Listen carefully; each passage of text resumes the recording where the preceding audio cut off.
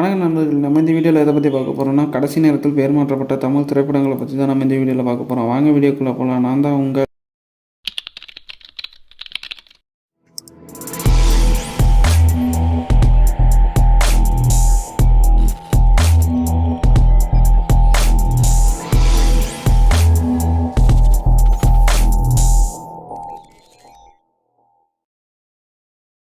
இந்த வீடியோவில் நம்ம முதலாவதாக பார்க்க போகிற திரைப்படம் வெற்றிமாறன் அவர்கள் இயக்கத்தில் தனுஷ் அவர்கள் நடித்த பொல்லாதவன் திரைப்படம் தான். இந்த படத்துக்கு முதல்ல வச்ச பேர் இரும்பு குதிரை. ஃபர்ஸ்ட் படத்தோட டைட்டில் வந்து ஆக்சிடென்ட். பொல்லாதவன் இல்லை சார், பொல்லாதவன். நான் ஒரு நல்ல டைட்டில் வச்சுருந்தேன் அந்த படத்துக்கு. என்ன டைட்டில்? பொல்லாதவனுக்கு என்ன டைட்டில் வச்சுருந்தீங்க சார்? பாலகுமாரனோட ஒரு நாவல் டைட்டில் இரும்பு குதிரைன்னு ஒரு டைட்டில் வச்சுருந்தேன். I liked it, I really liked it. But producer சைடில் அது நல்லா இல்லை அப்படின்னு சொல்லிட்டு.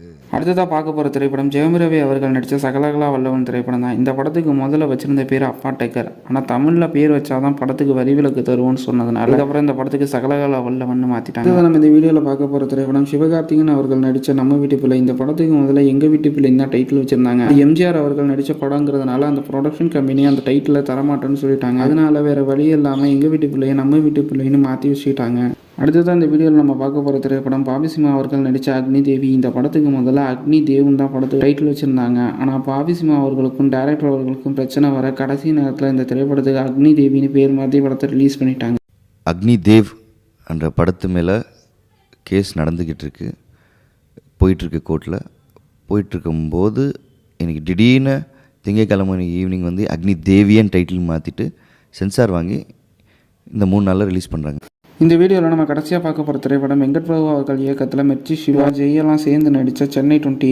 இந்த படத்துக்கு முதல்ல எங்கள் ஏரியா உள்ளே வராதுன்னு தான் டைட்டில் வச்சுருந்தாங்க. ஆனால் இந்த டைட்டில் வாலி அவர்களுக்கு பிடிக்காதனால அப்புறம் அவர் வச்ச பேர் தான் சென்னை 20.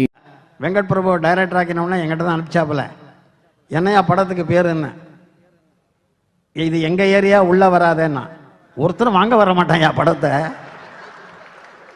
அப்படின்னு நான் தான் சென்னை 28ன்னு பேரை மாற்றினேன்.